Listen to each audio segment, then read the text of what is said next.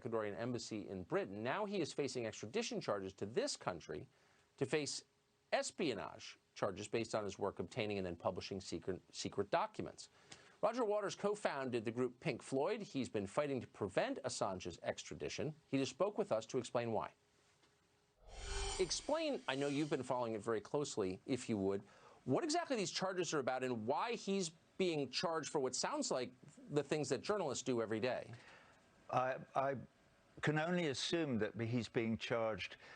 It's a bit like hanging a magpie on a hedge. I think he's a warning to other journalists who might not write stories, because this is but publish stories that the powers that be do not want to be published. And so it's a way of warning off other journalists in the future and telling them, don't do this, or we might lock you up in prison for 175 years, even though nothing that you have done is illegal.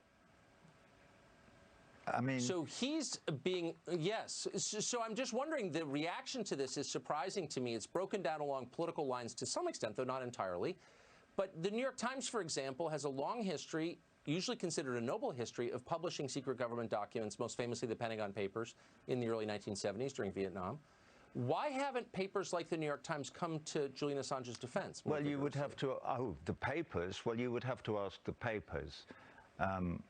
Yes. I was wondering if you were going to ask, why hasn't the DOJ decided to prosecute the New York Times and the Manchester Guardian and the Washington Post, who all published the same information that WikiLeaks did? Why is it that they picked out Julian Assange as an example to hang in the hedge and not those other papers? It's an interesting... Well, that is a fascinating question. Well, thank you. There are a lot more fascinating questions.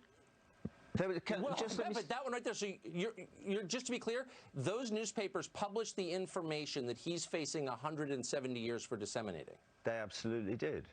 And the Guardian newspaper, I have to say, two of the journalists who published the same information that Julian did on WikiLeaks actually have exposed odd names and brought people into danger, because they didn't concentrate on their work and redact everything as Julian did. Julian never put anyone in any danger, and the CIA have owned up to this quite recently.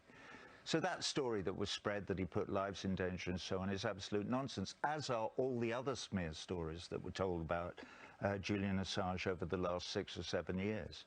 And he was quite right to go to the Ecuadorian embassy for asylum and to not go to Sweden, because we've since learned that the Swedes would have extradited him. And there is not a hope in hell that Julian Assange would get a fair trial in the Eastern District of Washington, D.C. I mean, because... Sorry, go on.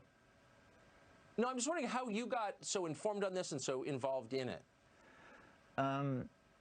Well, first of all, I was just starting a large tour when the Collateral Murder video came out, and I included it in my tour. So I really should be, if he is guilty, so am I. I should be standing in the dock with him. They should be trying to, well, they wouldn't have to extradite me. I'm in New York City. But you know, every single night of the wall tour that I did, that went on for nearly 3 years, that video of that collateral murder, you know, of the young Americans, airmen, killing those unarmed people, and those 2 Reuters cameramen in the street. So that it was published in many, many other places, and quite rightly. And it has actually been of great value, I think, to all of us. I'm certain that you believe in freedom of the press and freedom of speech, and you believe in the first. Well, I'm not sure that everybody that walks in the corridors of power does, because if they did, they would not be trying to extradite Julian Assange from London with this kangaroo court. You know, they have him locked up in a bulletproof glass cage in the highest security prison that there is in the United Kingdom, banged up for 23 hours a day in solitary confinement, and the only crime that he has been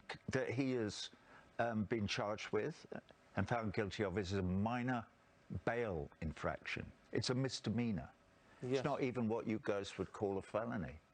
So it's pretty bizarre. So let me just... that leads to my final question, which is, in hanging in a lot of people's minds are the sexual assault, I think, charges that we read so much about that Assange was facing. There weren't Whatever any. happened to those? There weren't any. Okay. They never happened. Neither of the women involved accused him of rape, ever. This was a concoction of somewhere in between the Swedish police and the Swedish judiciary. This story was allowed to develop and to escape. And it was blown out of, not out of all proportion, it was completely invented by mainstream media for whatever their motivations might be. All the smearing stories about Julian Assange, all the stuff about his cat and his personal habits, and is completely made up. If you look into Niels Meltzer, who was the special rapporteur for torture from the United Nations, who interviewed Julian at some length and has released a really interesting report on all of that.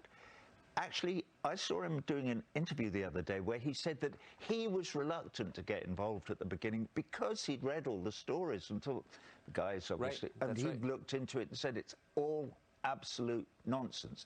And when he wrote his report, he tried to get it published in the New York Times and the Washington Post and the London Times and the Guardian, and nobody would publish it. Not a single word of it. Right.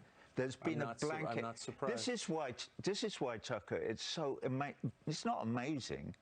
It's so great that you've got me on, and that we're even being able to air the subject at all, because it's almost like what in England we would call a D notice. You can't talk about it. We've made up our mind. Well, I'm against things you can't talk about. I'm for talking about things that I know that you're not getting. You're not getting rich from doing this, so I appreciate it. Roger Waters, thank you for that. Thank you very much.